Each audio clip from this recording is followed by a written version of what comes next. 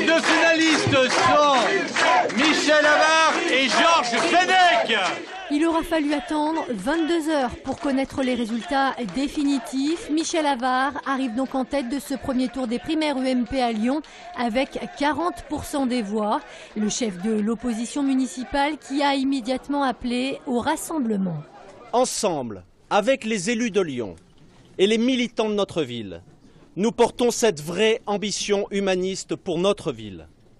C'est cette ambition qui est la mieux à même de battre Gérard Collomb. Michel Avare qui se présente donc comme le candidat naturel pour affronter Gérard Collomb l'année prochaine face à un Georges Fenech nouvellement arrivé, le magistrat qui justement est bien décidé à jouer la carte du renouvellement.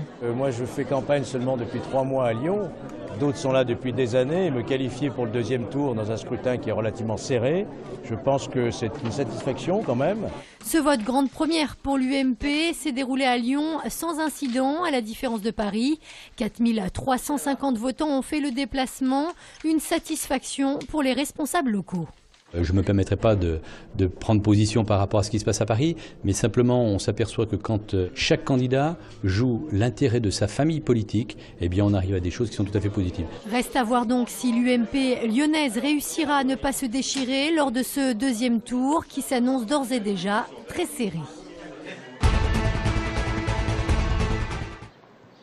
Au lendemain de ce premier tour des primaires UMP, l'heure était aujourd'hui aux tractations. Pour le moment, pas de consigne de vote du côté de Nora Berra et d'Emmanuel Hamelin.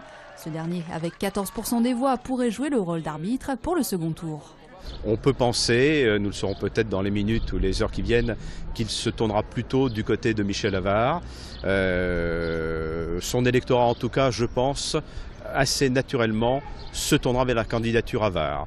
Alors que l'électorat de Nora Berra pourrait peut-être plus se partager entre Michel Avare et Georges Fenech. Dernière du scrutin, Myriam Plénard est la première à annoncer son choix. Le dimanche, M. Avare a tenu des propos infâmes concernant ma candidature. Il a tenu ses propos publiquement dans un bureau de vote. Au nom du meilleur candidat, j'appelle les Lyonnais à soutenir la candidature de Georges Fenech. Sachez que vous pourrez suivre demain à 19h30 le débat entre Michel Avare et Georges Fenech sur TLM en partenariat avec la chaîne parlementaire et RCF. Le procès d'un drame demain devant la cour d'assises des mineurs. Le 13 décembre 2009, Amar, 12 ans, était abattu dans le quartier Mermoz, pris au milieu d'une fusillade entre deux bandes. Le tireur présumé a reconnu les faits, mais les 3 autres accusés nient en bloc. C'est aussi le procès de l'omerta des quartiers. Clairement, aujourd'hui, nous sommes 2 ans après les faits, 2 ans et demi après les faits, et on ne sait toujours pas ce qui s'est réellement produit. En tout cas, on ne sait pas qui a fait quoi. Seul l'un des garçons qui a tiré a pu être identifié, mais en ce qui concerne les autres, on sait qu'ils sont 4, on a 4 personnes dans le box des accusés. Qu'a fait chacun de ces jeunes garçons? Aujourd'hui, on ne le sait pas très clairement. On sent qu'il y a un climat un peu délétère autour de cette affaire, peut-être aussi de la manière dont cette instruction a été menée, des gens, beaucoup de témoignages anonymes, un peu étonnants, survenant dans des conditions douteuses. C'est vrai qu'il règne autour de ce procès et de cette enquête quelque chose de pas très clair. Ce procès devrait permettre d'apporter ces précisions qu'attendent les parents de la jeune victime. La Grande Mosquée de Lyon ne participera pas à l'élection du CFCM, le Conseil français du culte musulman, le 8 juin prochain.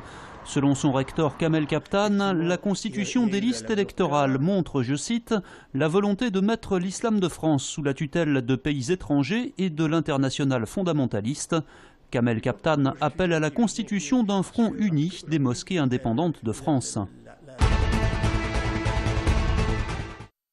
Avec une autonomie de 250 km en ville et 150 sur les grands axes. Malgré l'échec Cartougo, Bolloré n'a pas peur de se lancer dans l'aventure de l'autopartage à Lyon. L'industriel va mettre à disposition 130 voitures électriques baptisées Bluely à partir du 10 octobre. L'investissement à Lyon, c'est à peu près 20 millions d'euros.